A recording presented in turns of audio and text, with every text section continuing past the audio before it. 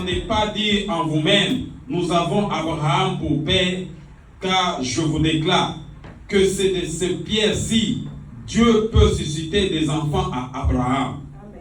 Amen. Amen. Acclamons la parole de Dieu et nous allons nous rasseoir encore.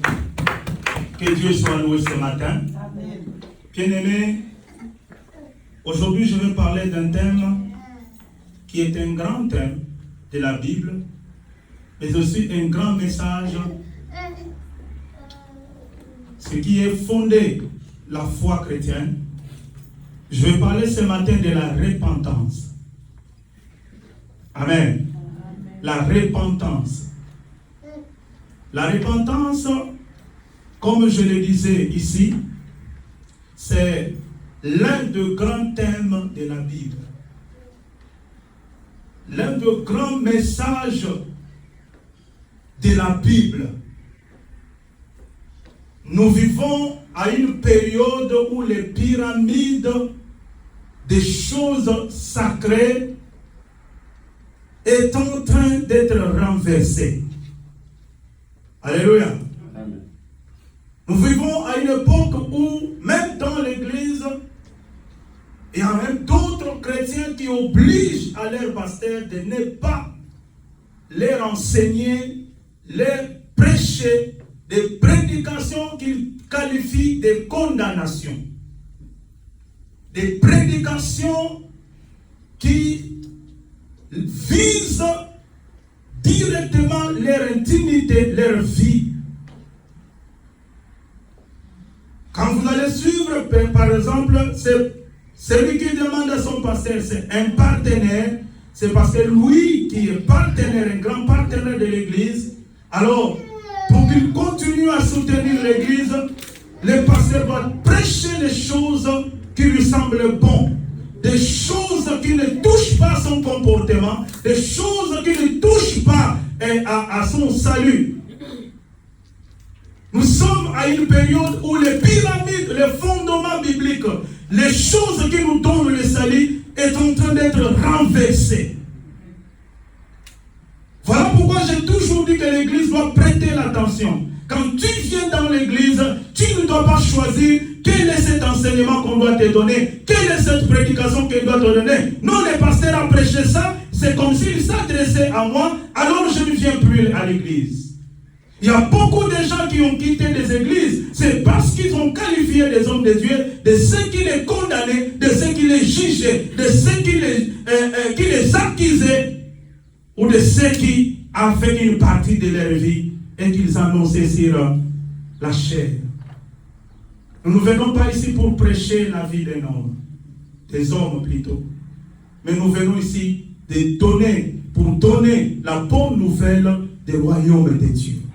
Alléluia. Amen. Beaucoup, bien aimés, nous devons savoir ça. Nous sommes à une époque où la Bible est en train de dire, de parler des mystères de l'iniquité qui agit déjà. Le mystère de l'iniquité, c'est quoi?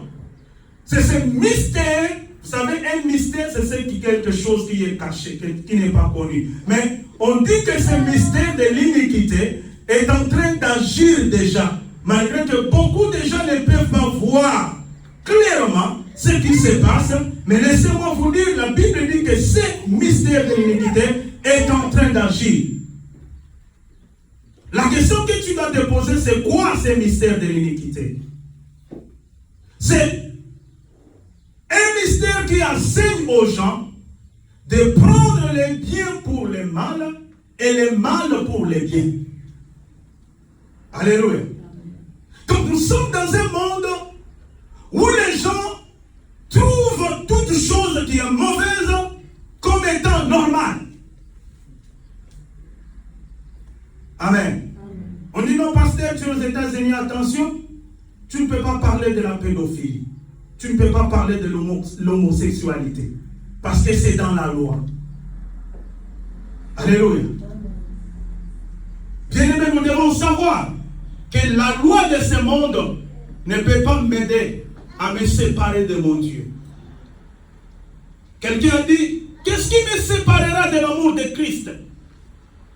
Est-ce c'est la joie que je suis en train de traverser aujourd'hui.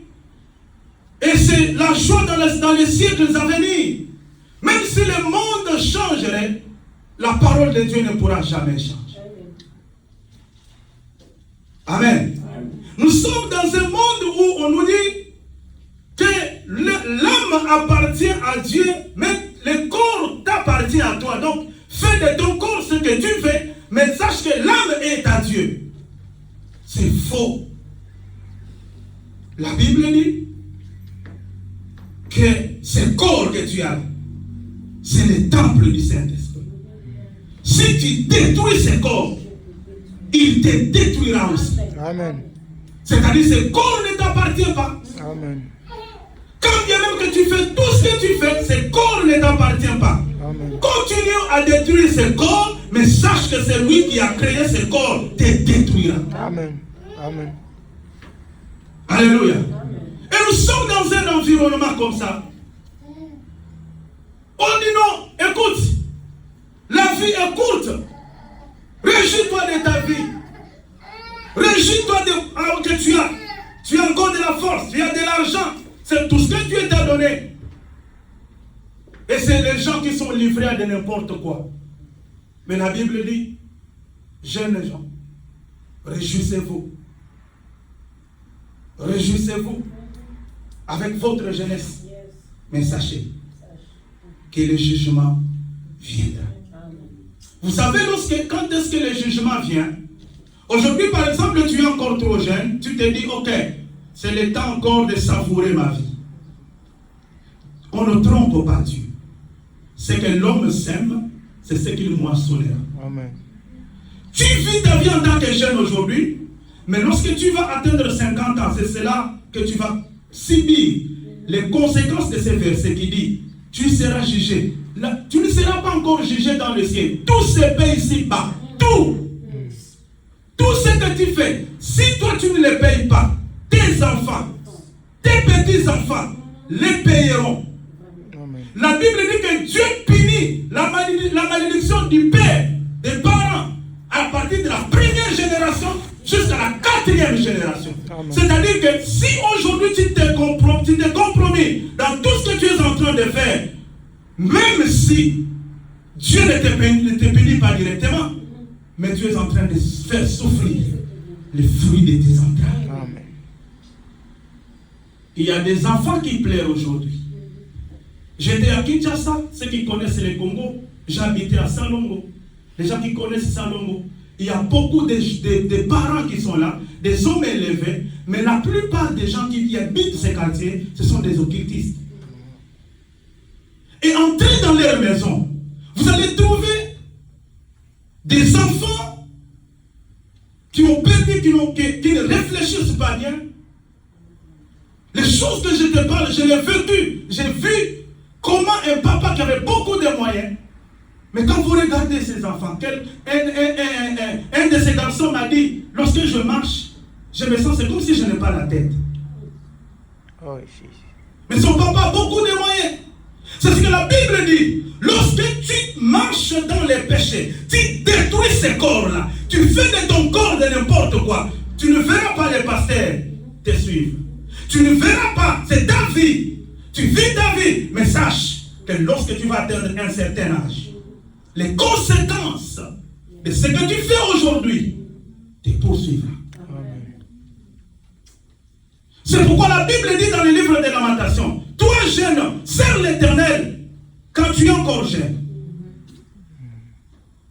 Quand tu as encore le temps de les servir, sers-les. Parce que Dieu s'occupera de ta vieillesse.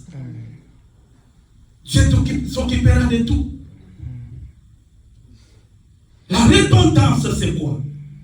Beaucoup de gens confondent la repentance à la confession. Ce sont deux choses différentes. La confession, ce n'est pas la repentance. La repentance, ce n'est pas la confession. Quelqu'un peut être en train de vivre la confession, mais il ne se repent pas. Alléluia. Tu penses que tu t'es répandu, tu as demandé pardon, alors que Dieu ne t'a jamais pardonné de ces péchés-là parce que tu vis dans la confession. Parce que la confession est tout simplement le fait d'informer à Dieu que j'ai péché, j'ai commis un péché. Tu te limites au niveau de confesser ton péché. Je vous donne l'exemple d'Adam. La Bible dit que Dieu, lorsqu'il a péché, Dieu lui a posé la question, où est-ce que tu es? Il dit non, je me cache, je suis nu. Qui t'a appris que je suis nu? Il a dit non, c'est la femme que tu m'as donnée. Alléluia. Il a confessé, c'est la femme. Qu'est-ce que tu as fait? J'ai mangé les fruits que tu m'avais défendus. Il a confessé devant Dieu, mais il ne s'est pas repenti. C'est pourquoi la Bible dit que Dieu a puni Adam. Il a dit, la terre est maudite à cause de toi. Alléluia. La confession, ce que je suis en train de dire ici, que la confession est un moyen par lequel une personne déclare à Dieu ses péchés. Un acte par lequel on informe à Dieu que l'on a commis un péché. J'informe à Dieu que j'ai volé. J'informe à Dieu que je suis dans l'adultère. Mais je ne prends pas l'acte, l'engagement d'abandonner. J'informe à Dieu qu'aujourd'hui, j'ai calomnié. Mais dans mon cœur, je sais que si c'est là l'occasion arrive, je vais encore calomnier. Alléluia. C'est-à-dire, tu vis dans ce qu'on appelle le péché par préméditation. C'est-à-dire, tu vis dans un péché que tu connais et que tu ne fais pas abandonner. Mais tu veux tout simplement informer à Dieu parce que tu as l'occasion de prier. Tu as l'occasion d'entrer dans l'église. Parce que le modérateur a dit, nous allons confesser nos péchés. Comme tu ne peux pas fermer la bouche, tu dis, ok Seigneur, je t'informe quand même qu'hier, j'avais péché. Je t'informe quand même qu'hier, j'ai mal fait. Si tu le veux, tu peux me pardonner. Mais sache que le lendemain, si je sors ici, je reprends mon boulot. Ouais. Alléluia. Amen. Alléluia. Amen. Un chrétien n'est pas celui qui vit la confession. Mais un vrai chrétien, c'est celui qui pratique la repentance. Amen. Amen. Parce que la repentance en soi, c'est quoi? La repentance est cette décision quand la personne d'abandonner le mal qu'il faisait. C'est-à-dire, la confession nous permet d'arriver à Dieu, lui dire, écoute Père, nous avons fait mal, mais je prends l'engagement de ne plus reprendre le mal que j'ai fait. C'est ça la repentance. Alléluia. Amen. Et lorsque tu te retrouves en train de récidiver dans les mêmes choses, c'est-à-dire tu ne sais jamais repenti devant Dieu. Il y a beaucoup de gens comme ça. Il y a beaucoup de chrétiens où Dieu est en train de les comparer à ce qu'on appelle le porc. Vous connaissez le porc? Alléluia. Amen. À Lingala, on dit ngoul. Vous connaissez le porc? Le porc, lorsque... Regardez un peu sa peau. Il est blanc. Mais lorsque vous mettez un peu de la boue là-bas, même si vous le lavez comment, mais une fois qu'il voit la boue, il va se jeter. Il va oublier qu'on m'a lavé. On venait de me laver. Et beaucoup de chrétiens comme ça sont comme des porcs. Il y a des chrétiens à l'église qui sont comme des chiens, qui ont vomi des choses et qui reviennent encore aux choses qu'ils ont vomi. Tu dois toujours te poser la question. L'année passée, 2018, tu as confessé ton péché. Mais jusqu'aujourd'hui, c'est le même péché. Les gens continuent dans cette habitude et disent, écoutez, pasteur, c'est ma faiblesse. Non, non. Non, non. Non, non.